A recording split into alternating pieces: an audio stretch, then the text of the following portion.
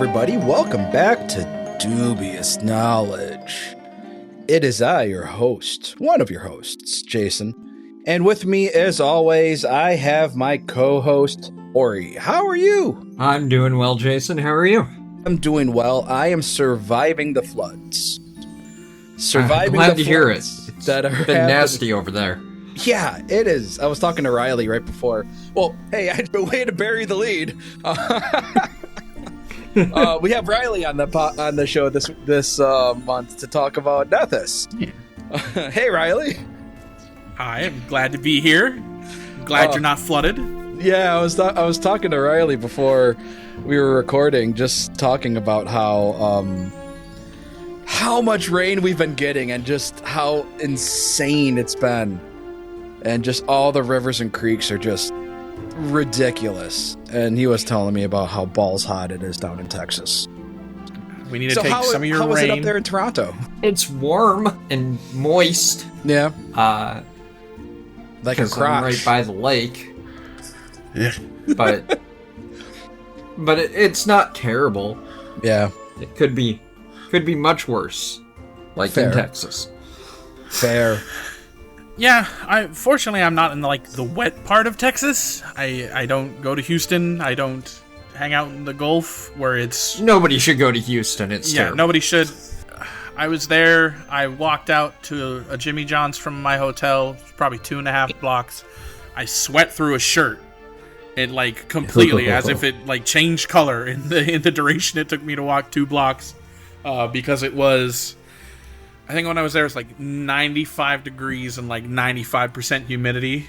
And I grew up in a semi-arid desert. I am not that kind of human being. I don't think anybody should be. That should be just land for mosquitoes and what other devil spawn want to live there. So, where did you go when to school in Texas, Cori? I didn't, but... Oh, you didn't. That's right.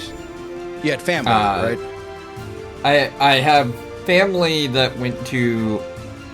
I have multiple cousins that went to UT. Hook 'em horns. And then one black sheep cousin that went to A&M. Sounds about right.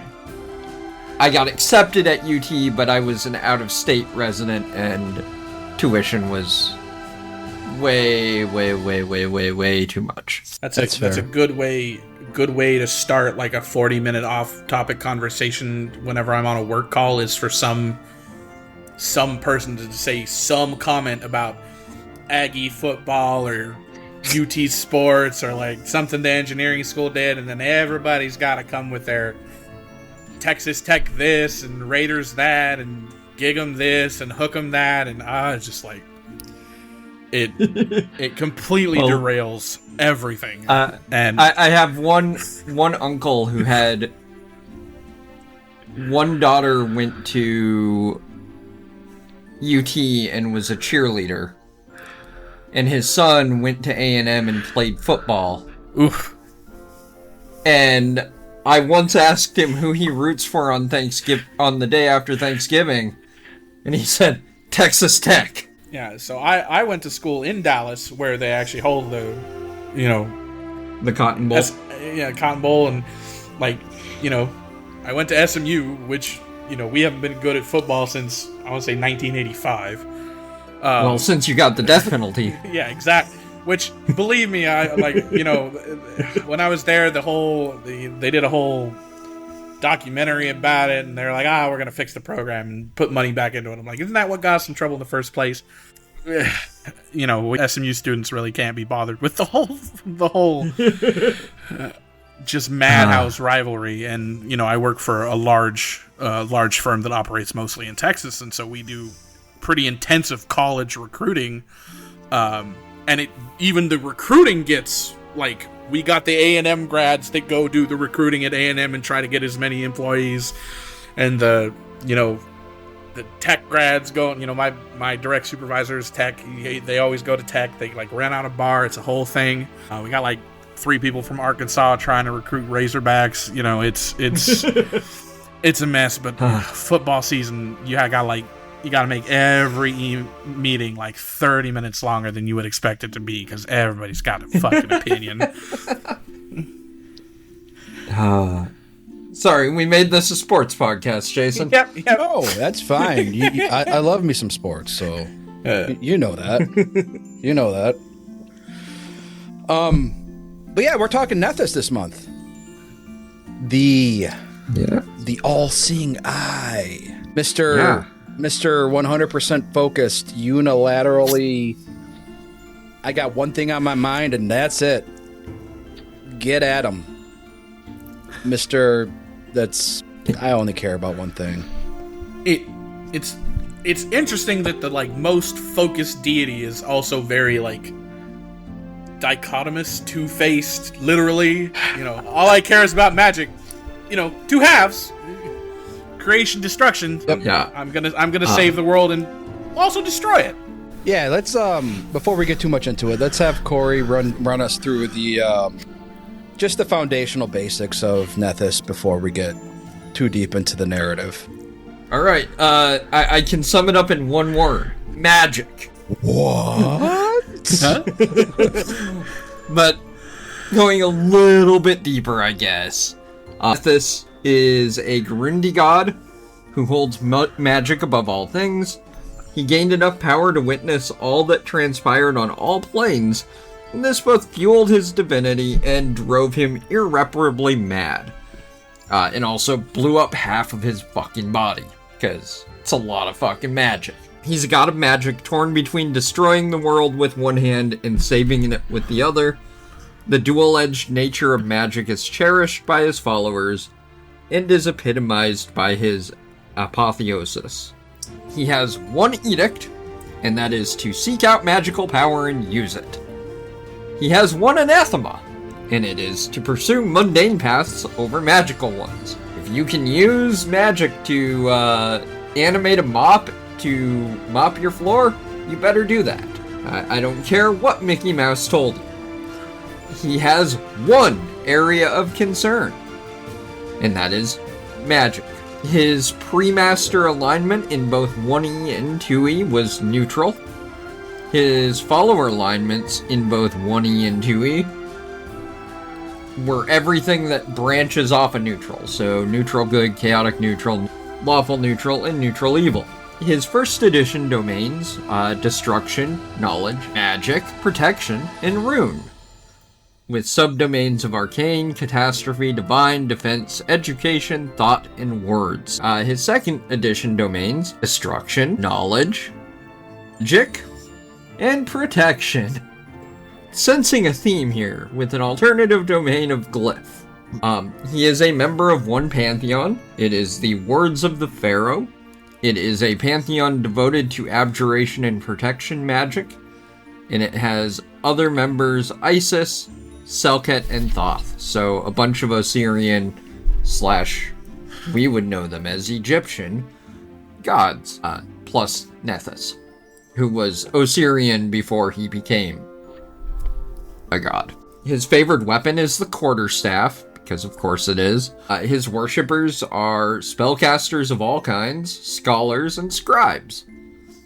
His centers of worship are predominantly bigger cities, in bigger cities that have a focus on magical acumen, of course. Absalom, Geb, Katapesh, Kionin, X, Numeria, Osirian, and Thuvia are where most people can be found that worship him. His holy symbol is a half black and half white mask, and that's the basics. It's, expected, I guess. Yeah, one of the, simple in scope, sort of complex in execution kind of deities that it, is really focused, but you can do a lot with them, worshiping them. Their followers are pretty diverse. They go a lot of different directions, but they're kind of simple.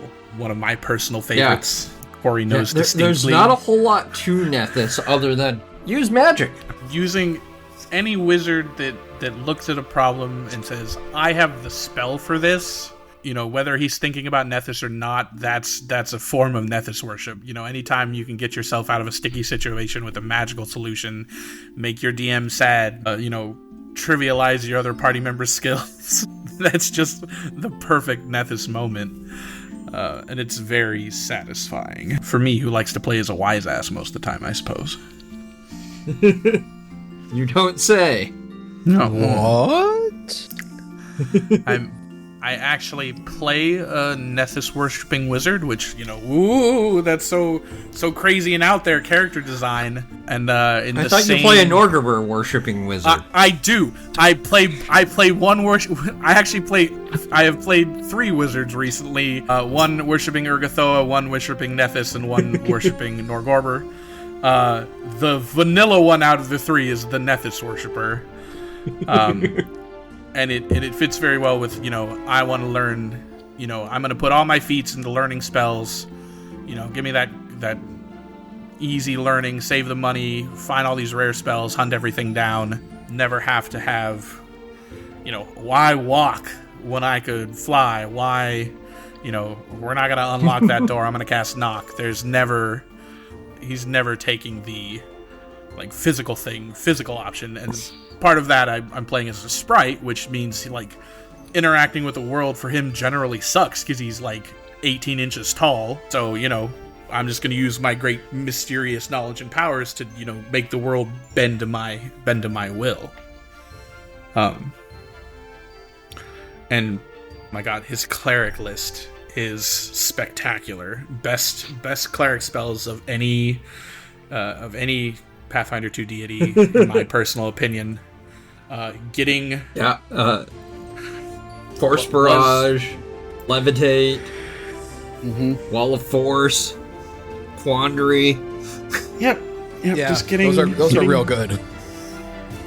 Detonate Magic. Yep. It's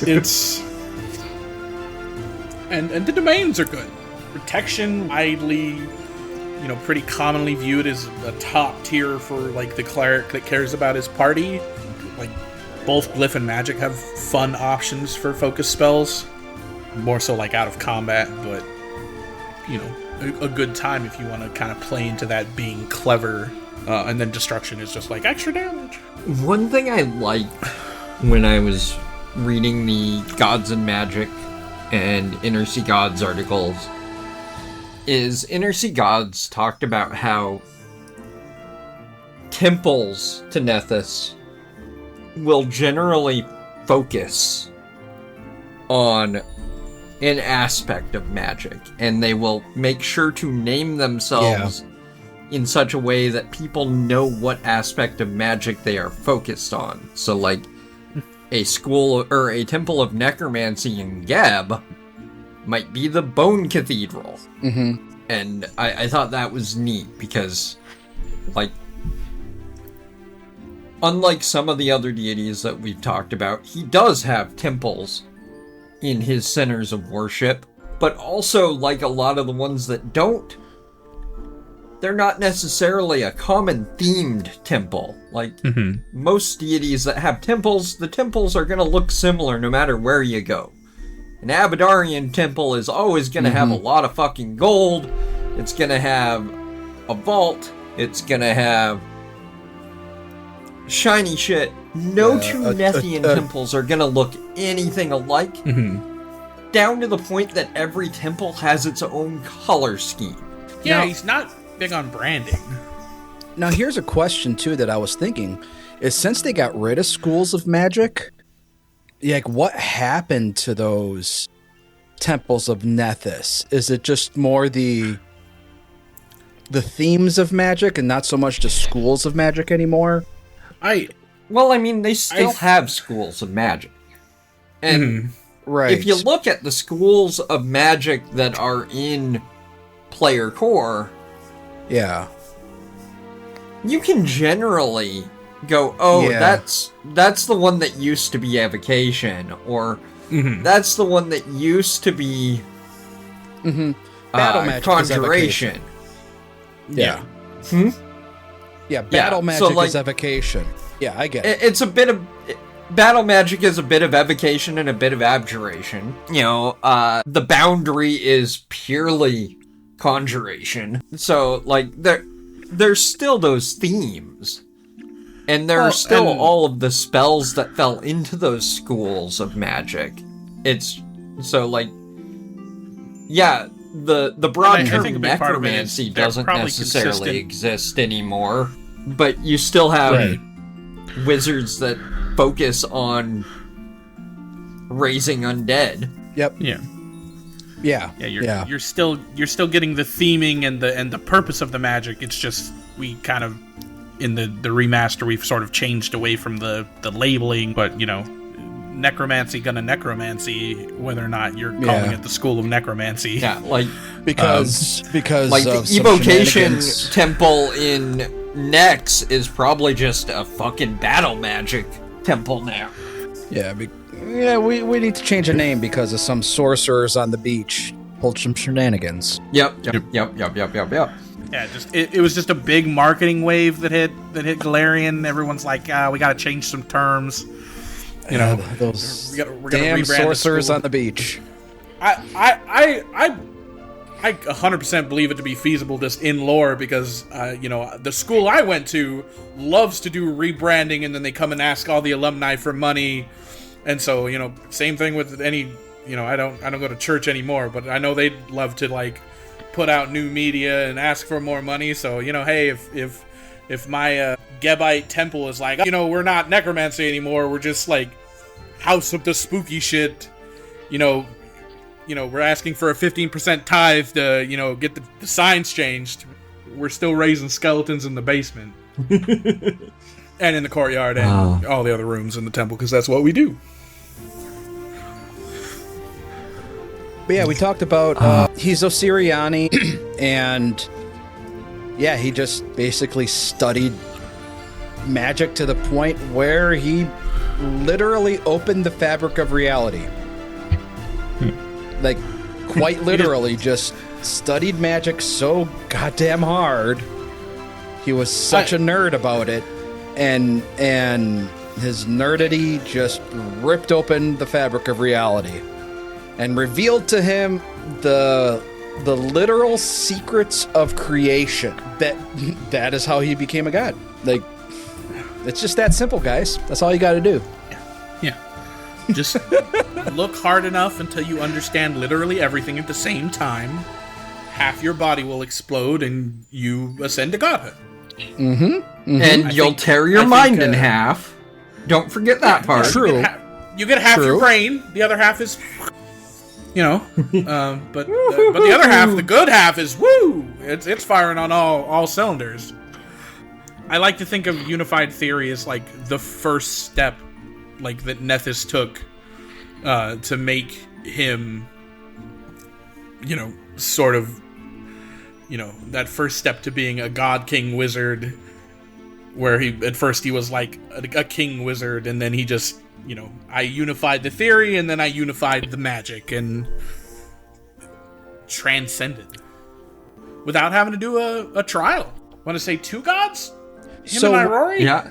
Was Nethys a James Jacob creation? I don't know. Because I want to say no. Okay. Yeah, I wouldn't want to be say surprised. he's a Mona. Okay, yeah. That would... I don't know for sure, but I think he's a Mona. I should ask Mona next time I run into him if I run into him at the next PaizoCon. Because I was chatting with him for about a good 5 minutes. But yeah, I should ask him next time he does like a sit down Q&A. Is I got a real... Okay, first off, have either of you played old school D&D Dark Sun? Or do you know the setting Dark Sun?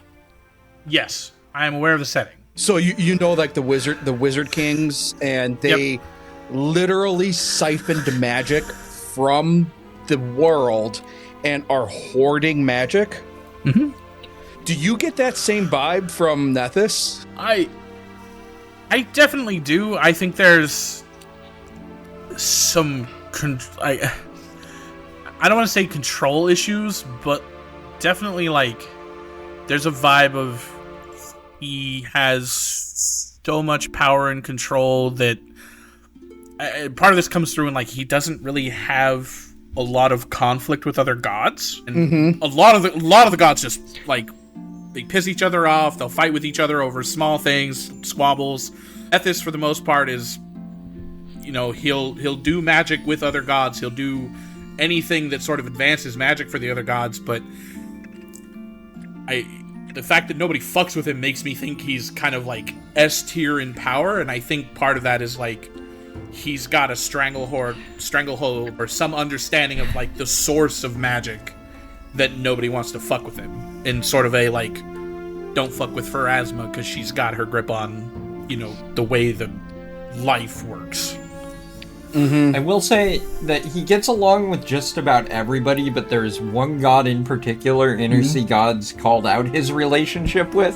Yep. And that is fellow non-Starstone Ascendee Irori, in that they share a similar pathway to divinity, in that Nethys read a book so hard he became a god, and Irori meditated so hard he became a god. Yeah, pretty much.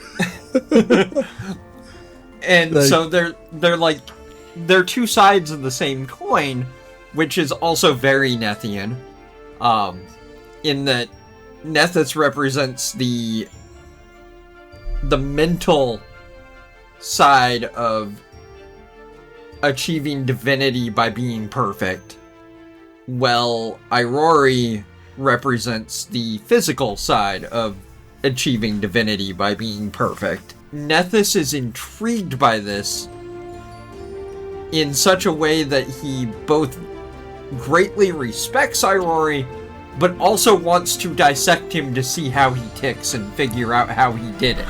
I think Nethys also is sort of the... Irori's very much the willpower and control god, whereas like Nethys is sort of the like fuck it, unbridled power. Like we'll experiment, so chaos. All of his alignments are sort of towards the chaos, like Protean side. His own domain is in the Protean side of the astrophysical, maelstrom of existence. Whereas Irori is like, I'm gonna sit underneath a waterfall and like nothing can fuck with me.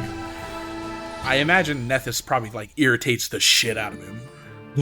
Like just has to, on a fundamental level of like, this idiot fucking almost blew himself up, probably like got real close to like destroying the universe. Why didn't he just meditate his way to this? Yeah. Yeah. Speaking of experiments, there was a note on his temples about how common folk are sometimes scared of his temples, and specifically the ones that are responsible for the creature that can't be used anymore because of the sorcerers on the beach. That was a combination of a nighttime avian and a woodland mauler. Because, it doesn't specifically call out the owlbear in that entry, but it talks about the followers of Nethys who spend time trying to combine different animals and figuring out how to get them to a point where they can be a stable breeding stock. So, owlbears and griffins and manticores and all of these magical beasts throughout the world. It's literally all because a wizard did it. And not just any wizard, but probably a cleric of Nethys, who is also a wizard. Very much the god of not, stopping to think if we, it's the can we do it, not should we do it type of magical, research and understanding. I find it hilarious that the sacred animal for him is the zebra, and I think I assume that's just for the coloring. It's kind of a strange creature, black, white. It matches the mask. It doesn't. There's no real understanding of like why that's their favorite creature, other than some Nethite was like, "Hey, look, it's a mask. It's got the same colors. Yeah, well, I like that one." So not. I guess you can't really call a griffin or some like half owl, half bear kind of creature an animal. More so because it's the result of years of magical experimentation. That's what his followers are all about. Is like as pushing the boundaries. As we've talked about too, that we've been referring to him as he because he is male presenting in basically every iteration. Mm-hmm. He is almost always depicted as male, and almost always depicted as a Grundy male. Mm-hmm. Half of him is burned and broken. The other half is calm and serene. And generally, the half that is burned and broken is casting destructive magics, while the half that is calm and serene is generally casting healing magics. So, and I say generally depicted as Gurundi because he can be depicted as in different members of the locale depending on where on Golarion the artwork is being depicted. Like he has been depicted as Lanti in the past. But generally it's mostly Gurundi. And as you can guess, he doesn't really interact with his faithful. So you all listen to this. You all know how I generally like to find out how gods interact with their followers. Nethys? No, he doesn't care. Doesn't interact with them. It doesn't matter.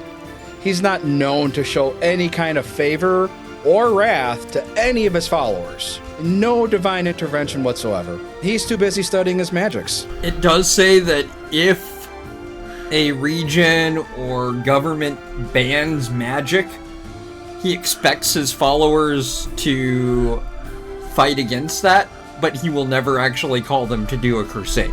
Yeah. Like, it's expected. I expect you guys to go fuck shit up, but I'm not going to tell you to. Yeah. I'm not going to intervene. It's going to take me away from my studies. Yeah, it's kind of a bummer because he has some really cool intercessions. Minor curse, just you're permanently stupefied one. That's a great, and you done fucked up, and now you're just kind of dumb. Yeah, the secrets of magic become mentally taxing. You are permanently stupefied one. The moderate is your magic wars against itself like Nethys' dueling halves. Whenever you cast a spell, attempt a DC 11 flat check. On a failure, if your spell was harmful, you instead cast a beneficial spell of the same level on your intended targets. And if it was beneficial, you instead cast a harmful spell of the same level on your intended targets. If the spell benefited some targets and harmed the others, you cast a spell of the same level that switches who it benefited. For instance, changing a heal spell that harmed undead and healed the living into a harm spell that healed the undead and harmed the living. You still lose the spell slot for the spell you were trying to cast. And the major curse, Nethys severs your connection to magic. Done. You lose all of your magic, all your spellcasting abilities, and cannot gain any future spellcasting. Yeah. Yeah, you're finished. And I think that is probably the biggest supporting piece of evidence that Paizo has put out that would kind of go towards Jason's theory that Nethys has some sort of stranglehold or understanding on magic in general, where he can just nope. I don't care if a god has given you powers. I don't care if you're an innate ability. It's just we cut the thread. You're done. Yeah, he has ultimate control on all magic And he is like the on and off switch for magic, period. Yeah. I think that's also kind of supported by his God's Reign prophecy, where magic didn't disappear when he died, but magic goes fucking crazy when he died. As though the control he had over it just was gone, and it just goes nuts. You know, that's a good point. That's a really good point. Like, maybe that's why he doesn't ever get involved, is because he needs ultimate concentration in controlling magic. Because if he doesn't, I think that makes sense. If he doesn't, and it's like, magic goes wild. And it's part of that two sides of the coin thing, where he has to rein in his destructive side with his helpful side, and make sure everything is balanced. And so, speaking of balance, we talked about the curses, let's talk about the boons. A little bit different order than normal. Nethys doesn't have a lot of meat to him, so we're kind of blazing through it. And I'm not saying that because he's a wimpy spellcaster, but he's a wimpy spellcaster.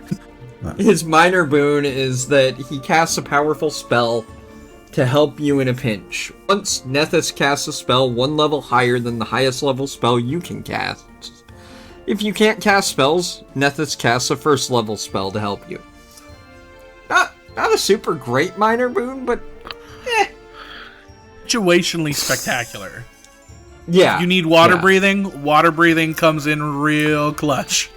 Yeah, moderate boon, Nethys grants you insight into the secrets of magic. Add one spell from a different tradition to your spell list.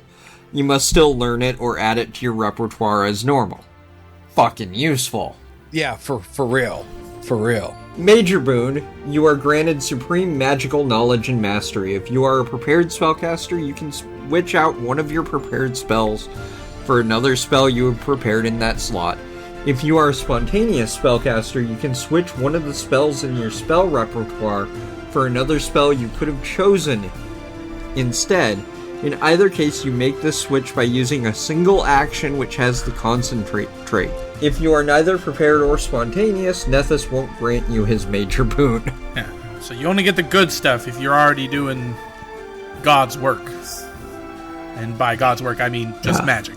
You need to be doing some sort of magic. Yeah, none of this focus spell bullshit. You gotta study it, or you gotta pray for it. Yep. Have to have some mastery. And when we talk about boons and curses, I also like to talk about the 1E obedience. So Nethys' obedience is to inscribe the blessings to Nethys, arcane formula, and lines of prayers on a blank piece of parchment. Don't inscribe a complete spell. Only notations sufficient enough to potentially spur a reader to study magic in an effort to complete the incantation. At the culmination of your obedience, cast any spell or spell-like ability and activate a spell completion or spell trigger magic item, and then you gain a bonus on concentration checks, which was a 1E thing. If you're a 2E player, you don't have to worry about concentration checks. But, it was very useful for spellcasters in 1E. Like, I like the flavor of the obediency that you write down part of a spell for someone else to be encouraged to learn spellcasting. To kind of, impregnate the mind of another future worshipper of Nethys. And it kind of fits similarly to part of how his worshippers worship in the temple. The hymns of Nethys are specifically magical incantations, but with enough subtly altered so that people that have that spell prepared don't accidentally cast it. Yeah, I just love that. What are we singing today? Okay, I need everyone to open their book to Fireball, and we sing most of it, but And then, if you guys fuck up the words, or like somebody is having a bad day and forgets, then boom, there goes the temple. And which is also very Nethian, right? Yeah, and I love how too that the obedience ties into the sort of the core like book of worship that the Nethites use, Nethians, and that's the book of magic.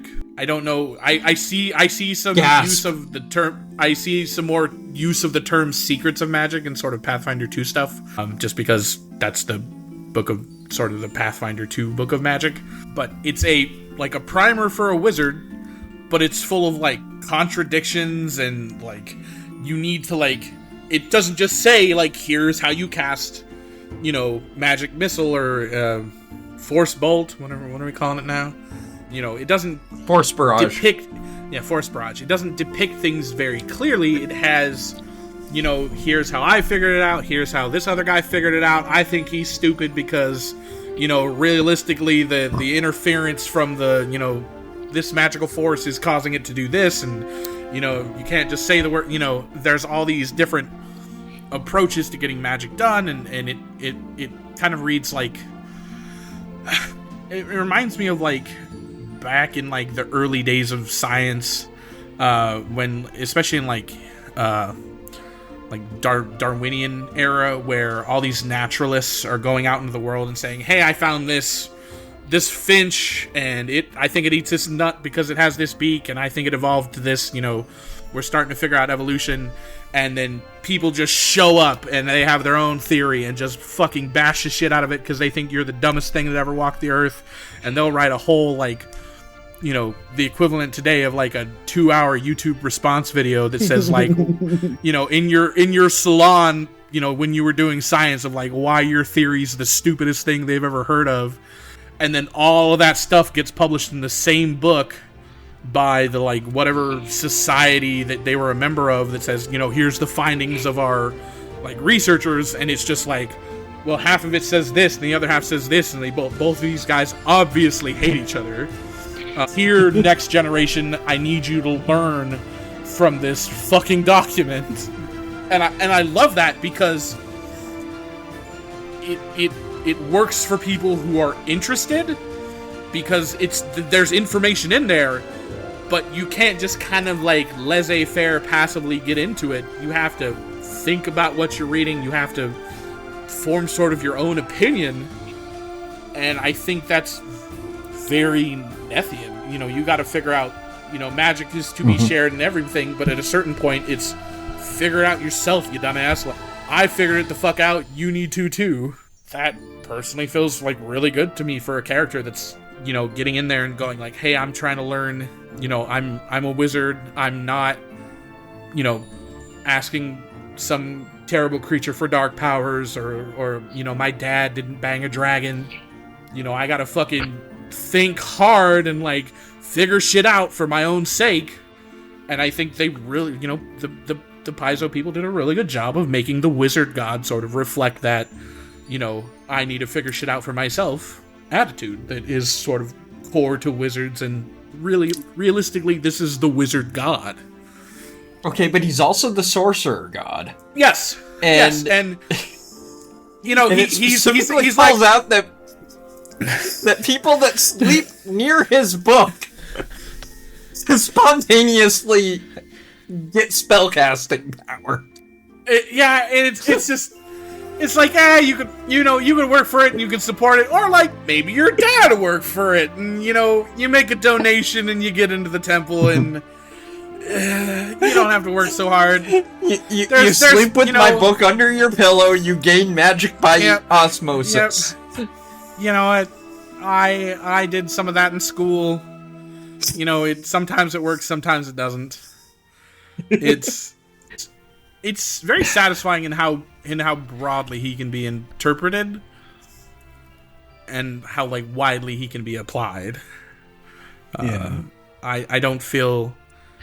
I've never felt. I frequently have hangups playing characters that are religious, because like personally I'm not religious, and I had childhood trauma. I play a tabletop game, surprise, related to religion, but Nethys is never a god that has felt stifling in my sort of like religious obeisance of what he's into. Because like I was gonna fucking cast some spells anyway, I can jive with this attitude. Yeah, and his I think the most religious-y part of his faith comes down to his priests and their hierarchy. It's very traditional. It's basically the more knowledge and power you have over magic, the higher up in the church you are. Unlike some of the other the other deities that we've talked about over the last couple months, where they've had this kind of very different kind of structure and hierarchy. Nethys is very traditional, or at least I shouldn't say Nethys. The Church of Nethys is very traditional. Yeah. The Church of Nethys is very traditional in this way, where those who have more control over magic, regardless of what kind of magic it is, it could be any kind of magic, if you have magical puissance, you have the ability, you can be a clergy member of the church. Your knowledge and power of magic is what determines your rank in the church. And that's really kind of it. Like, that's the most churchy thing. I do like that it called out that a temple that is more focused on the white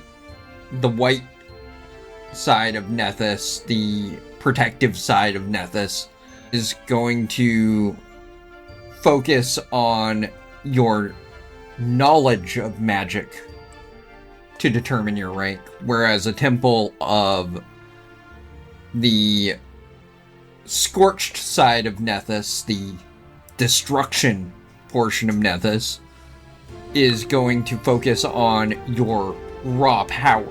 So you're going to have different lines of thinking of which spellcaster is a leader in those two churches. You know, is it the scholar that knows 30 spells?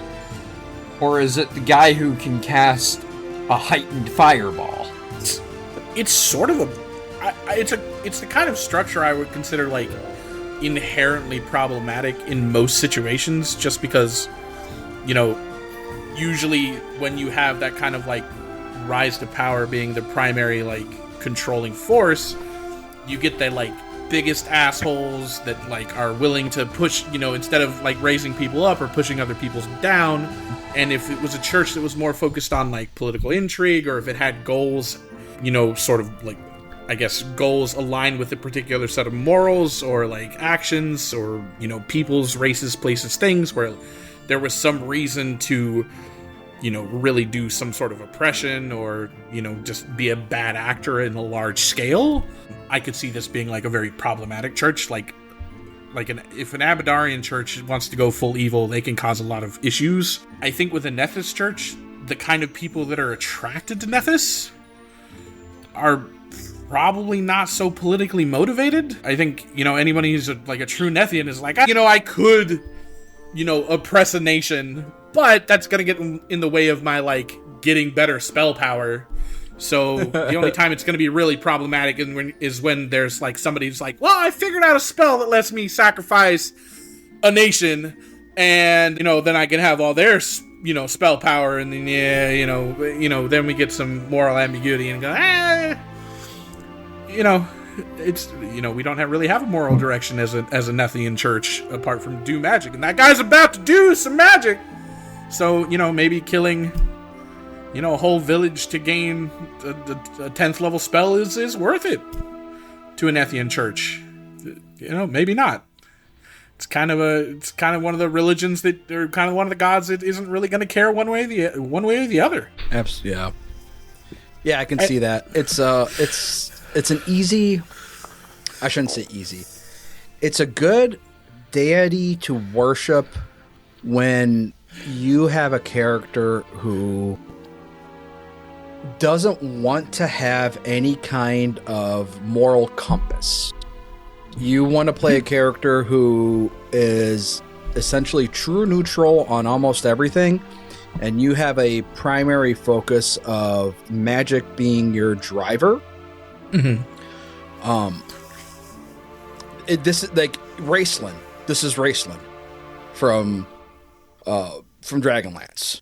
You know. Yep. Mm-hmm. Yep. This is your Raceland character where there is no moral compass, but I'm going to be there to help you because magic, you know? Yeah. There's some people I know need to solve a problem. I'm going to be right there because it's going to let me cast some cool fucking spells and maybe I'll learn something. Maybe I'll get some cool fucking spells because I cast more spells. Yeah, exactly. Hey, why are we going to this dungeon? I don't know. There might be a cool fucking book down there. Sign me up. I feel like that is 100% of Shadow's modus operandi right now. There might be a cool book down here. Yeah, that's interesting. Actually, Shadow being my wizard in Abomination Vaults, who worships Norgorber because he is the Shadow Wizard Money Gang, and he loves casting spells and doing crimes. I had to make a character on a very short notice because I died in the beginning of a session. My Nethys worshipping character is actually my Bloodlords wizard. And I specifically chose Nethys for Bloodlords because Bloodlords is a campaign where moral ambiguity and, you know, being evil is a potentially interesting choice, and I wanted to be interested in a god that was like, hey, I don't care, whatever. But at the same time, if I was like, hey, there's a positive spell, which I probably can't learn because I'm a wizard, but, you know, I'd at least be interested in it, even though it's a crime, he wouldn't care because, like, he's a Nethian. He wants to learn about it. We didn't really choose to go that positive route as a party, and so it didn't really come up, but it was there as someone who could look the other way for the sake of magic. And he's had a great time in that campaign because there's some pretty cool spells and they're all morally questionable, but they're new and interesting, so he doesn't care. Mm-hmm. Yeah. Nethys for morally ambiguous campaigns and inherently selfish characters. Yeah. Or for clerics that want access to maze. Yeah, we have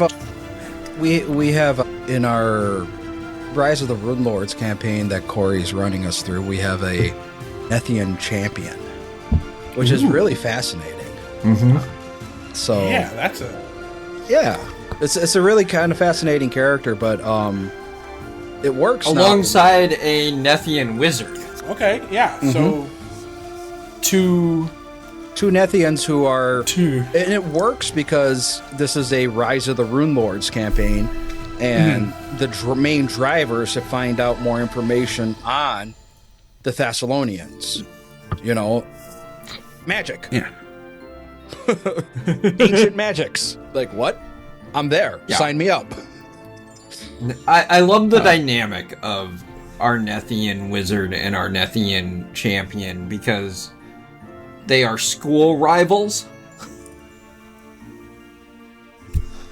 And it's just made for a really fun dynamic. There is actually specifically a book called out as a Nethian guide for knighthood, and it's a battle magic book, and I read about it earlier today, but I can't remember what it was called. I'm wondering if that was in Champions of Balance. It was called Saren's Field Manual. Let me see if I can find a source for it. It was actually in Knights of the Inner Sea, which is because like it kind of not a book I would expect anything about Nethys in. Yeah, and that sort of makes sense because when you think of Nethys, you don't think of like big dude in armor with a sword, but you know a lot of big dudes in armor with a sword really appreciate a certain subset of spells that let them hit people with their sword better, more frequently, real fucking with extra hard fire. Yeah, my Nethian wizard, his two favorite spells are haste and slow, and by God, they're damn effective because you know he's got a champion in the party, he's got a rogue in the party, and you know taking away enemy actions and adding actions to his allies does fucking work. And then invisibility. He really likes invisibility because he's a sprite and is tiny and does not have a bunch of health points. But yeah, I could see that being a very interesting dynamic of, one once more into the breach, we're gonna go figure out what the answer to all our questions are. Once more into the breach. Yeah. And it opens up a nice, like, support wizard aspect of, hey, I learned all this magic. It's not really for me. It's so this guy, who is my friend over here, can whoop your ass a lot harder than he could normally. For sure. And I think that's a kind of a play style I think Pathfinder does particularly well over some other, tabletop options. It's, you can choose to be the person it helps everyone else have their cool moment instead of having your own cool moments. And you feel awesome doing it. Yeah. Because the system shows you that the reason they succeeded is because of your bonus. Yeah. It's so satisfying when you get, like, a frighten on an enemy or something, and, oh my god, we crit because of frightened. Oh my god, we hit because of frightened. And it happens, like, 4 times, and you're like, holy shit, look at all that, like, look at all that my frightened has done for me by simply, I cast a single spell that gave an enemy a -1, and it's fucking putting in work, and I get to see and feel good about, like, that. Even though the guy next to me cast a fucking, like, 8th level spell that is like a 60-foot burst and explosion, I'm the reason it fucking did, like, anything. Very satisfying. So, as you can expect, Nethys, being the nerd that he is, has an actual holy text. It's an actual book. And we kind of touched on it a bit already, but yeah, hey, listeners, can you guess what it is? The Book of Magic, a comprehensive guide to casting spells and channeling magic. Yeah. Usually the text of the book is just written on the wall of the temple. We use book loosely here. Yeah. But most spellcasters also carry a copy of it with them. Yep. Especially if they're worshippers of Nethys. And like we mentioned earlier, there are known instances of somebody going to sleep with the book beside them or under their pillow and waking up as a sorcerer the next morning. And there are noted cases of somebody sitting down to read the book, and by the end of it, they know 5 cantrips. Should also mention that depending on which temple and which sect or variation, different books can have various treatises on the moral ramifications of use and misuse of magic. Depending on which temple the book was procured from, or which translation it was done by whom. So yeah. The temples in Nex have the Geb parts, like, the summon undead parts crossed out in red marker, and the temples in Geb just have, like, fuck Nex, like, written in the margins in, like, various different languages, because you're all talking about the same stuff. The people here don't like the people there, and everyone's gonna color. When you gotta transcribe a book by hand or mental effort of magic, you're gonna put your own calligraphy or art or opinion in it.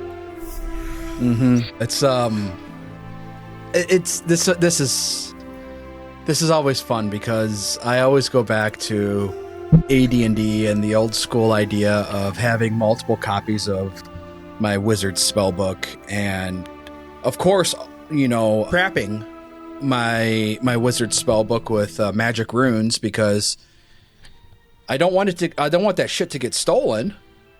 Because if my spellbook gets stolen, I am shit out of luck as a wizard. Yeah. And then, of course, I keep a backup copy in my bag of holding, or my gloves of storing, or sleeves of whatever they're called. Yeah. I tattoo it on my skin. We're just, every morning I go to. There's an archetype for that. Looking at the back of my arm, going, oh, what's I think we're casting Fireball today, but I'm going to have to do some yoga before I want to cast Wall of Force. Guy Pearce and Memento. All right, we got aphorisms, Cori. We do have aphorisms. We have a couple. More aphorisms than edicts and anathema. The first is, the cube is the red is the sphere. And if that sounds cryptic, it was meant to. Basically, the idea behind this aphorism is to solve problems by looking at how others failed to solve the problem. And learning from their mistakes so you don't repeat them and you don't make them. Process of elimination: if Bob the Wizard answered A and it was wrong, and Ted the Wizard answered C and was wrong, then the answer is obviously B. The next aphorism is point with the finger of his scorched black hand. Like many Nethys things, this saying has many layers and many meanings. It's about the guidance of Nethys, but also the destructive power of magic. It's a representation of somatic components, and it's a warning about how destructive magic can be if used incorrectly. Or if used correctly and that's what you're aiming for. And then the last aphorism is that which is not there. Which again, if that sounds cryptic, it was again meant to sound cryptic because Nethians like to speak in riddles and puzzles. But essentially what this means is to keep seeking the unknown and trying to solve things that you don't even know are problems, and coming up with owl bears and writing your own new magic spell and things of that nature. So just continue to push towards learning. Yeah, I'm a big fan of that which is not there is it reminds me of like the just because I can't observe it doesn't mean I can't understand it, which is very like kind of modern scientific, hey, I can't see a quark, but we know they're there. I can't see the wind, but I can understand where it comes from, how it works. I like that. It's just sort of like, fucking think about it, dude, that they kind of push in a lot of the Nethys theming. I think all we have left are the allies. We have holidays and relationships with other we deities. Do have holidays. And other deities, right? There was the one you wanted to talk about. We talked about it, Rory. We did talk about it. Yeah, we talked about it, Rory. That's right. Yeah. We already talked about it. So, holidays and allies. Holidays, he does have 3 holidays that are celebrated throughout his church. They all fall in, of course, the month of Neth, which corresponds with November. November, yeah. So, his 3 holidays all fall in the month that is named after him. The first is Abjurant Day, which is on the 8th of Neth, and it's all about protecting your community through magic and learning protective magic and learning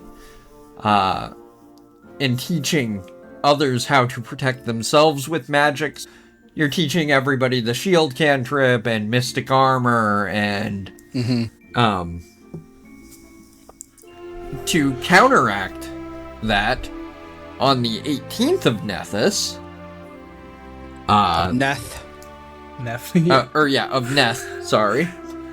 You have Evoking Day, which is all about blasty magic and duels, sometimes for show and sometimes for real, and just showing off your fireworks display on the 18th of Neth. And then last but not least, I should mention that that's GWOW's favorite holiday. Absolutely GWOW's favorite holiday. Followed closely by spring break. And then on the 28th of Neth, every 8th of the month of Neth is a holiday. which is kind of neat. I didn't notice that until I was reading it out here. But on the 28th of Neth is Transmutatum, which, as the name implies, is all about transmutation magic and shaping things to your will via magic. Well, do we know what number he was in Back Matter release? What his write-up was? Was he the 8th god in released into Back Matter? He was, let's see, what AP was he in? He was in the Thousand Things Below, so no, he would not have been the 8th. Okay.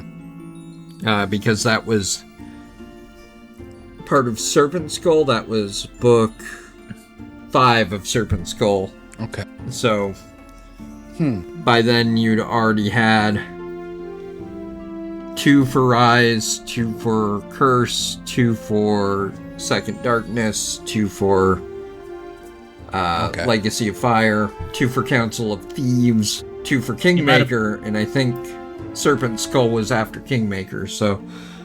Okay.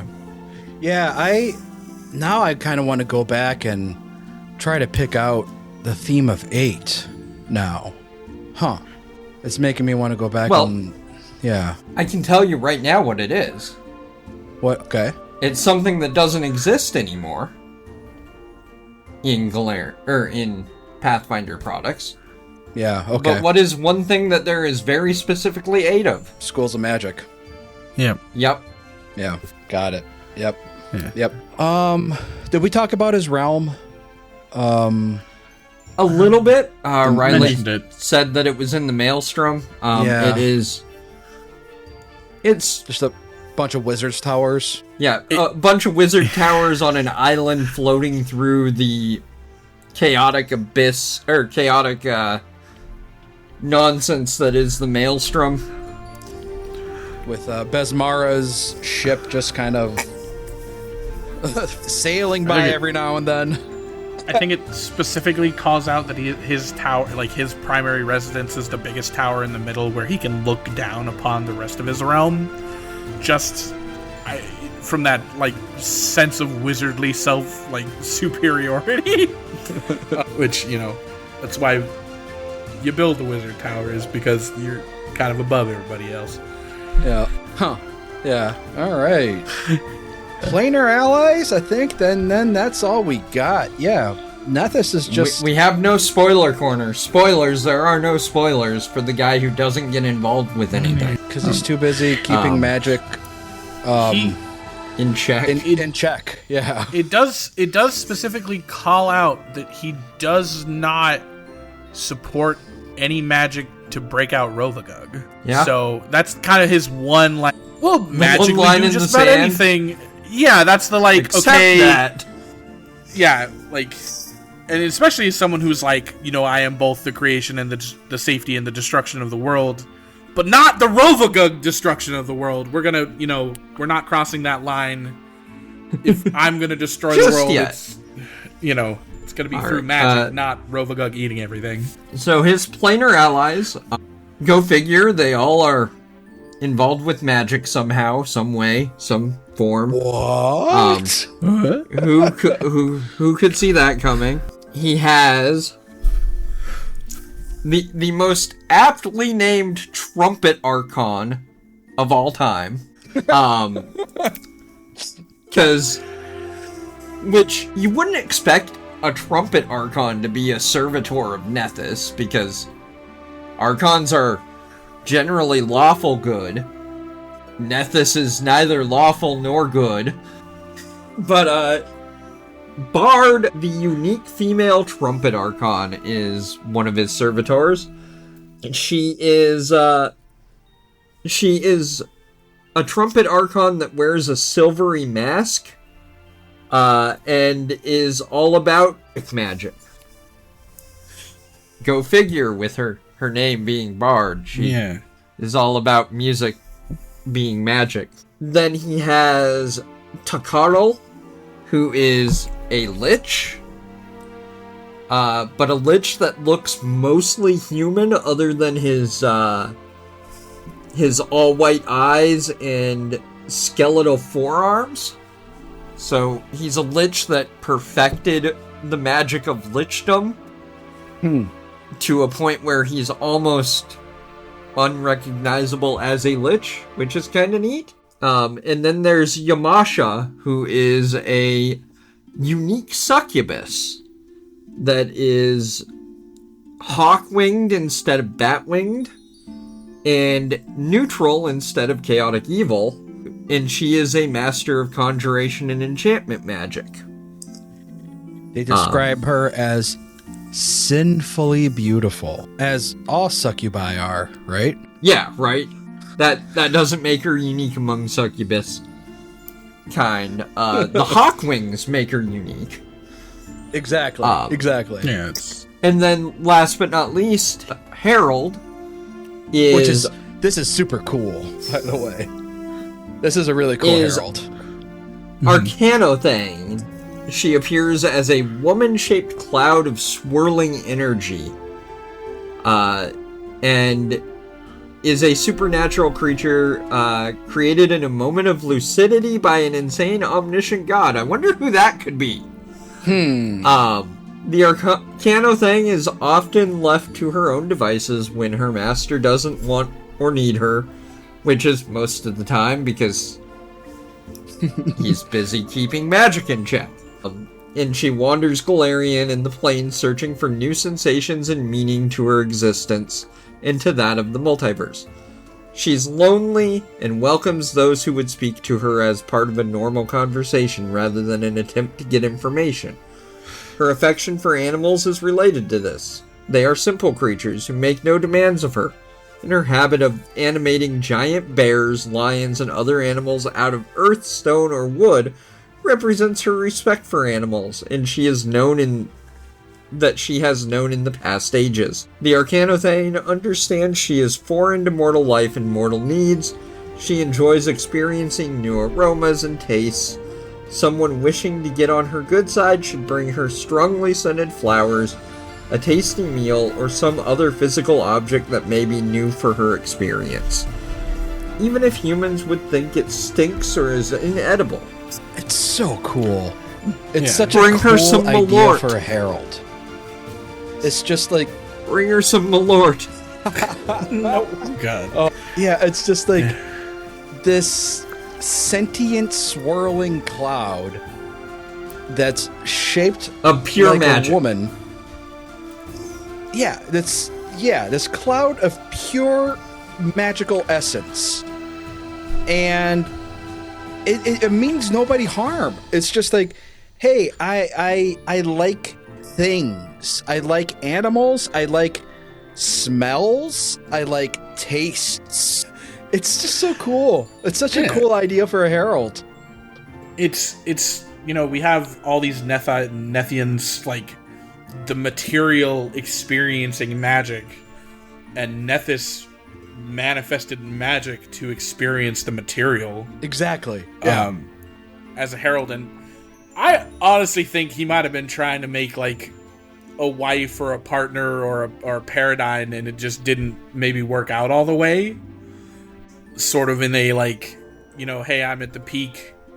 What woman would Nethys be interested in? Well, I'm not interested in maybe women, but if I could manifest magic into one creature and have it be like the entirety of the thing I'm interested in as a partner, I could see that being something that he might be interested in doing, or at least, fuck it, let's try it, see what happens. And he got a herald out of it, and a nice herald, which is, a lot of them aren't super friendly. Mm-hmm. There are a lot of them are more so kind of like imposing and oppressive. Yeah, I'm here to enforce the will. This one's just like, hey, I want to try a flower. What do you got? Mm-hmm. I'll make a 60-foot bear because I saw a nice bear in the forest one time. Mm-hmm. Yeah, or I'm a giant golden statue that the only thing I do is guard a gate. Looking at you, Abadar. Yep. That's it. Yeah, I'm a statue of gold that guards a gate.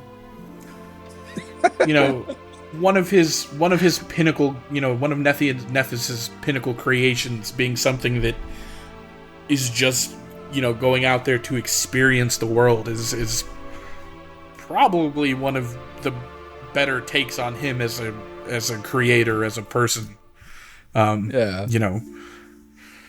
better reflection on him and his character than potentially anything else he might have done. Yeah, for sure. I really love this Herald. It's such a cool idea. Such a cool concept. When I was reading it, I was just like, my gosh, like this, it's very different. I think she can show up in a quest in one of the, what video game is it? Because I've seen video game art of the Arcanathane. And so I'm pretty sure she's in one of the CRPGs. You can have her show up for some purpose. I haven't completed either of them, either Wrath or the other ones. But there's internet art out there, which is cool, and getting other people to see, hey, Nethys isn't going to show up, but his Herald might, and it wouldn't necessarily be a bad time. Yeah. Also, commentary on Nethys being the most difficult to Google deity, because Archive of Nethys being the sort of fundamental source of Pathfinder knowledge. I Google Nethys all the time, never specifically looking for Nethys. So pulling him up, I had to actually go to the list of deities and scroll down the Prime 12. Even worse is trying to pull up his page on Archives of Nethys. Yeah, it does not show up via Google. It's just impossible to pull it up. Yep. You have to actually search from Archives to get to his page, because otherwise you just aren't going to get it. Yeah. But it's a bit of knowledge that I appreciate as hey, we made our lore repositories lore accurate, which is kind of fun, kind of cool. Well, Paizo didn't do that. Yeah. The fan project. Yeah, it was a fan project, and then Paizo's like, hey, they did a good job, let's make it official. Yeah. Let's reward the community for being awesome. Yeah. And specifically, let's reward Blake for being awesome, because let's be honest, it's 90% Blake. Yeah. All right. Well, we have no spoilers. Like Cori said, the god who doesn't get involved, hey, is not involved in any adventures. Go figure. But